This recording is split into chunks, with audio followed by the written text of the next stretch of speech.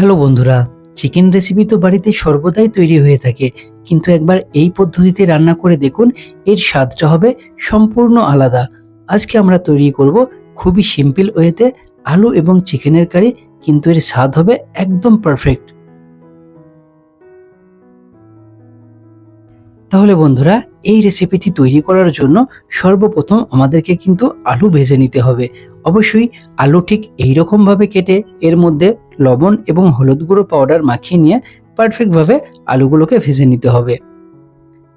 তাহলে আমাদের আলু কিন্তু এখানে ভাজা হয়েছে। এরপর এই আলুগুলোকে তুলে নেব।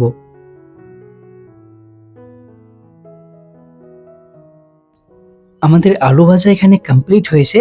এরপর চিকেনগুলিকে ভেজে নেব। আমরা চিকেনগুলি নিয়েছি এখানে সম্পূর্ণ লেগ পিস। আপনারা যে কোনো মাংস এখানে নিতে পারেন, কিন্তু এই চিকেনগুলোকে ভেজে নিতে হবে। খুব একটা বেশি ভাজার প্রয়োজন নেই, হালকা এখানে চিকেনগুলোকে ভেজে নিলেই চলবে। চিকেনের মধ্যে কোনো রকম কিন্তু মশলা ইউজ করা যাবে না।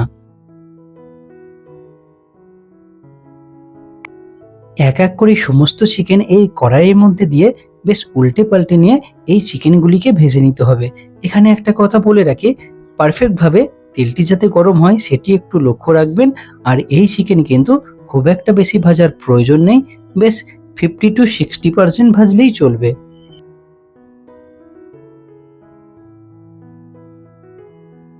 এখানে আমাদের চিকেন কিন্তু পারফেক্ট ভাবে ভাজা হয়ে গেছে।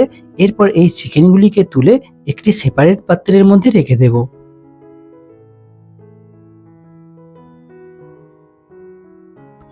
চিকেন ভাজার পরে যে অবশিষ্ট অয়েলটি বেঁচে আছে, এই অয়েলের মধ্যে এই রেসিপিটি তৈরি করে নেব। অয়েলের মধ্যে দিয়ে নিচ্ছি তেজপাতা, দারচিনি, এলাচ এবং লবঙ্গ। এগুলো দিয়ে একটু নাড়াচাড়া করে নিয়ে যখন পারফেক্টভাবে রেডি হয়ে যাবে, এমন তো অবস্থায় পেঁয়াজ এখানে দিয়ে নিচ্ছি। বন্ধুরা, পেঁয়াজের কোয়ান্টিটিটা খুব একটা বেশি এবং কম নয়, মিডিয়াম কোয়ান্টিটিতে এখানে পেঁয়াজ দিয়ে নেবেন। এরপর পেঁয়াজগুলোকে ঠিক এইরকম ভাবে নাড়াচাড়া করে নিয়ে গোল্ডেন টু ব্রাউন কালারের মধ্যে নিয়ে আসতে হবে।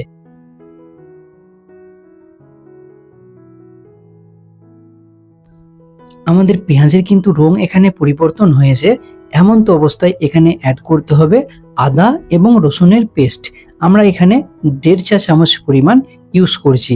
দেওয়া হয়ে গেলে একটু নাড়াচাড়া করে নিতে হবে।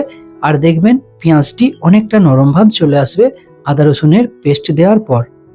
তাহলে বন্ধুরা, এরপরে এর মধ্যে অ্যাড করতে হবে কাঁচা লঙ্কা এবং এখানে টমেটো।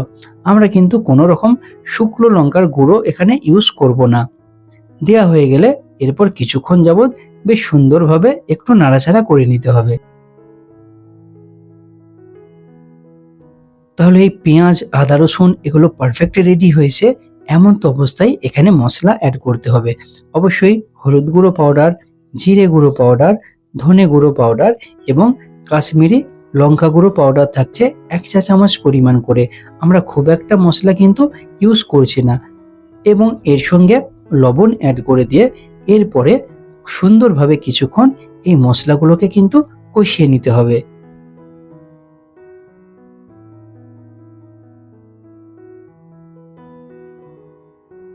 এখানে একটা কথা বলে রাখি, যখন মশলাগুলো কষাবেন তখন গ্যাসের ফ্লেমটা লো টু মিডিয়ামে রাখার চেষ্টা করবেন। তাহলে বন্ধুরা, আমাদের এখানে মশলা দেখুন পারফেক্ট কষানো হয়েছে।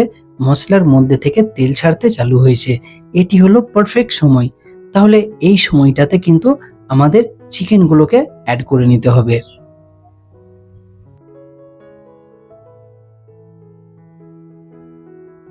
চিকেন দেয়া হয়ে গেলে কিছুক্ষণ বেশ সুন্দরভাবে মশলার সঙ্গে এই চিকেনটিকে কষিয়ে নিতে হবে, যাতে মশলাগুলো পারফেক্ট এই চিকেনের মধ্যে চলে আসে। তাহলে আমাদের চিকেন কিন্তু এখানে পারফেক্ট কষানো হয়ে গেছে। এমন তো অবস্থায় এখানে আমাদেরকে আলু অ্যাড করে নিতে হবে। তাহলে বন্ধুরা, আলু দেওয়া হয়ে গেলে কিন্তু আবারও কিছুক্ষণ বেশ সুন্দরভাবে কষিয়ে নিতে হবে, যাতে এই চিকেন আলু পারফেক্ট এই মশলার সঙ্গে মিশে যায়।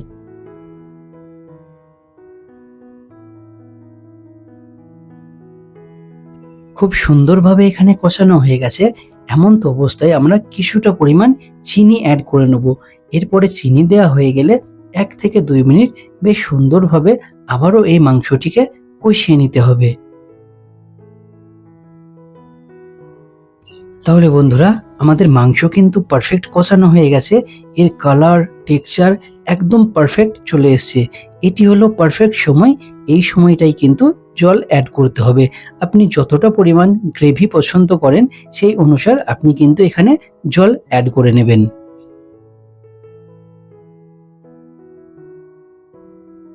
জল দেওয়া হয়ে গেলে এরপর একটু ভালোভাবে নাড়াচাড়া করে এটি ফিনিশিং এর জন্য এরপর ঢাকনা চাপা দিয়ে রেখে দিতে হবে।